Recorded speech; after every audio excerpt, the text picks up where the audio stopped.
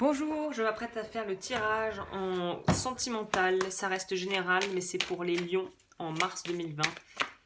Donc tendance générale, pour avoir quelque chose de plus personnalisé, de plus complet, je te conseille évidemment de prendre quelque chose qui soit fait sur mesure.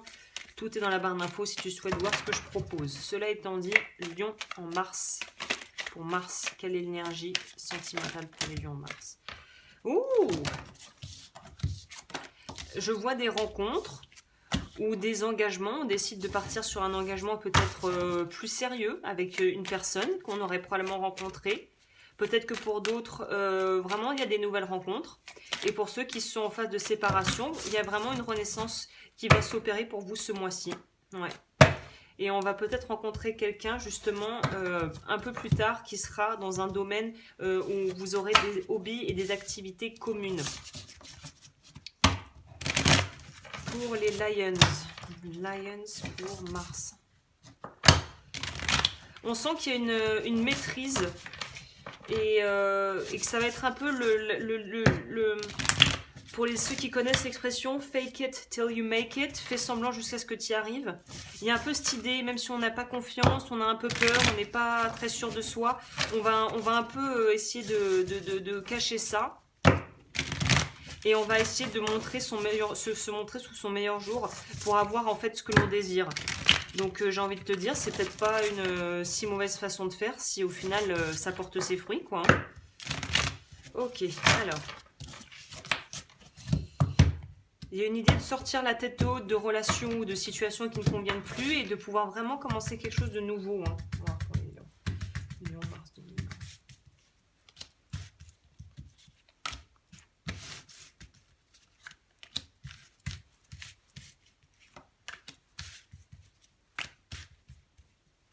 Non, pas ça. Bon.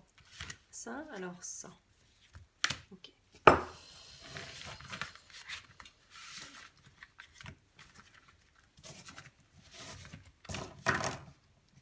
Alors, on a quoi? On a le cavalier d'épée, donc on tranche avec des choses qui ne vont plus. Le 9 de bâton, on avance vers la nouveauté.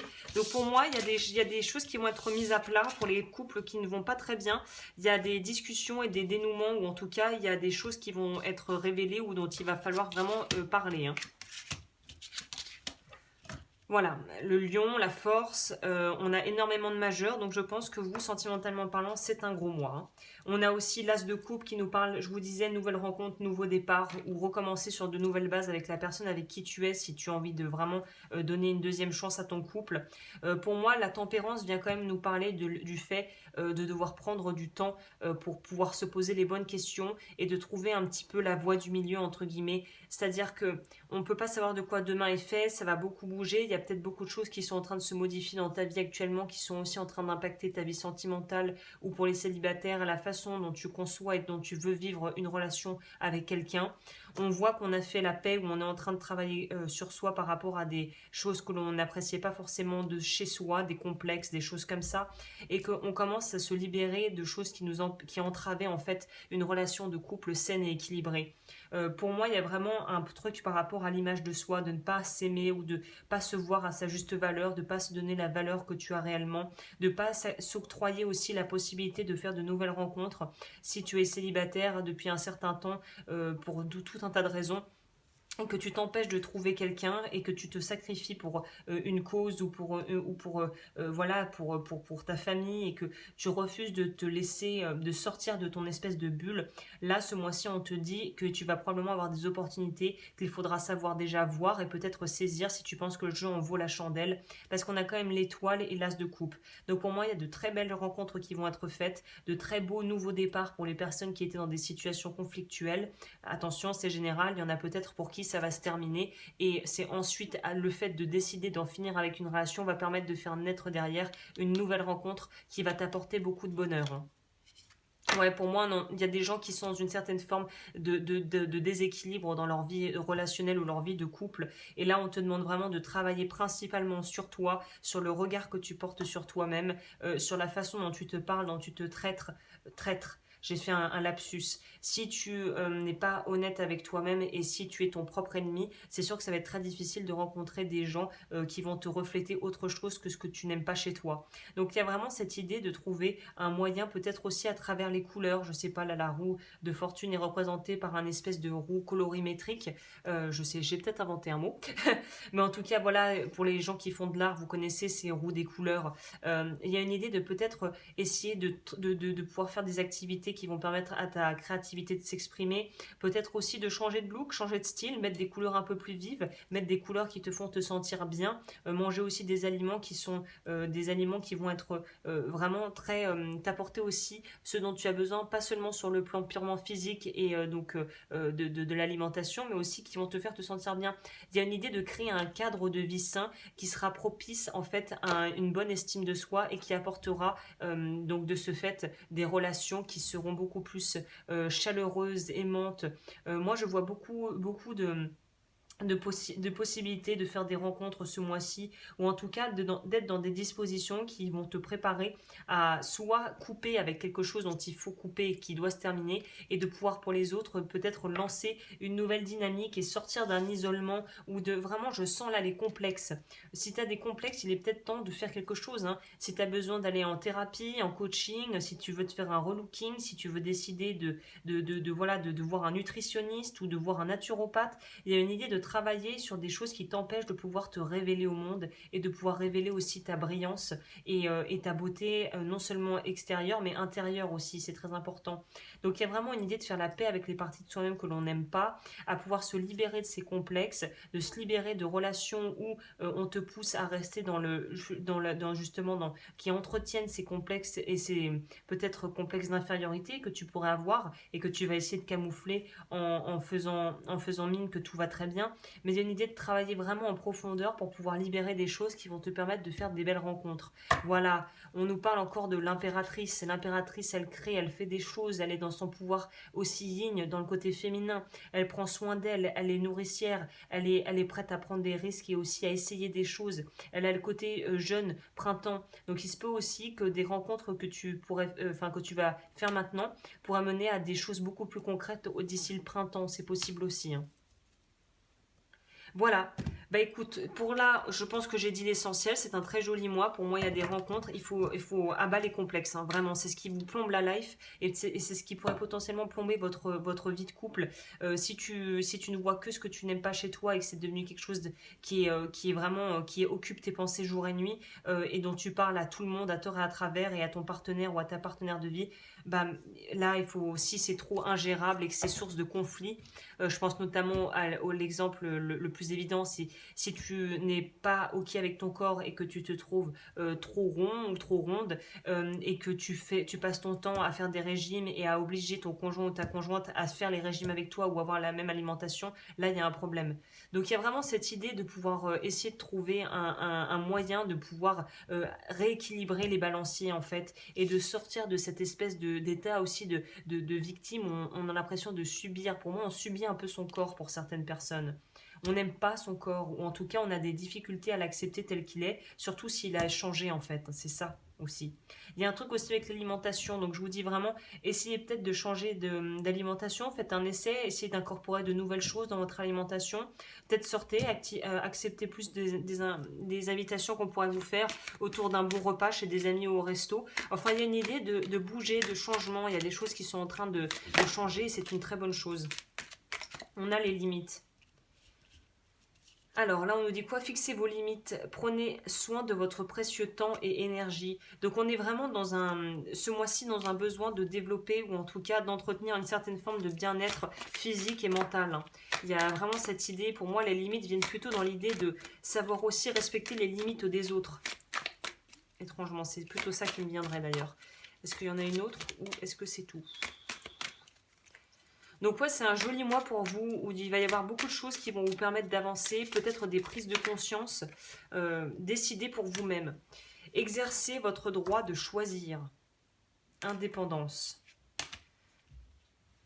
C'est intéressant parce qu'indépendance et limite, on pourrait se dire que c'est un peu contradictoire, mais en fait pas tant que ça, puisqu'en fait à partir du moment où tu es capable de respecter les limites des autres et de poser des limites à ce que tu pourrais accepter ou ne pas accepter, que ce soit dans le couple ou ailleurs, ça va te permettre de développer une certaine forme d'indépendance et ça va augmenter la confiance en soi en fait. Hein.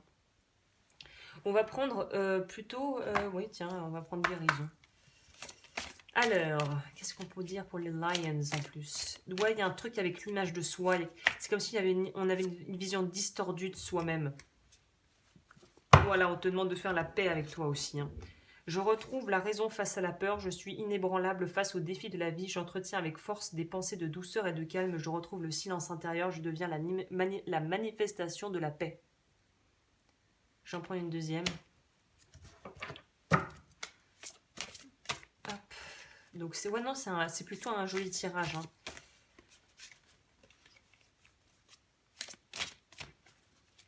Alors, une petite deuxième ou pas? Peut-être qu'il n'y a rien qui va sortir. Hein.